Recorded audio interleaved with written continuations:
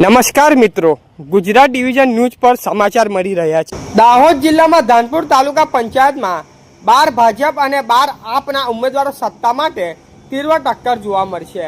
આજ રોજ ધાનપુર તાલુકાના તાલુકા પંચાયત સીટોના પરિણામ જાહેર થયા। રાજ્ય કક્ષાના પૂર્વ મંત્રી અને હાલના ધારાસભ્ય બચુભાઈ ખાબરના મત વિસ્તારમાં આ વખતે રાજકીય સમીકરણોમાં મોટો ફેરફાર સામે આવ્યો છે। કુલ 24 સીટમાંથી 4 સીટ ભાજપ બિનહરીફ જીતી હતી, જ્યારે બાકી રહેલી 20 સીટમાંથી ભાજપે ફક્ત 8 સીટ પર જીત મળી હતી। બીજી તરફ આમ આદમી પાર્ટીએ 12 સીટ મેળવી મજબૂત ઉછાળો નોંધાવ્યો છે।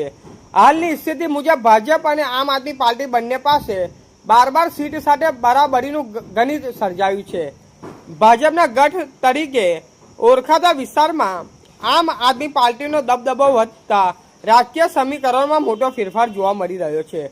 કમર અને જાડુ વચ્ચે સીધી ટક્કર ટાઈ પર પહોંચતા હવે સત્તા માટે રાજકીય ધમાસાના વધુ તેજ બનાવવાની શક્યતા છે। આ પરિસ્થિતિના કારણે દાહોદ જિલ્લાના રાજકારણમાં નવો સમીકરણો ઊભા થવાની સ્પષ્ટ સંકેત। રિપોર્ટર રમેશ કુમાર દહમા, ધાનપુર।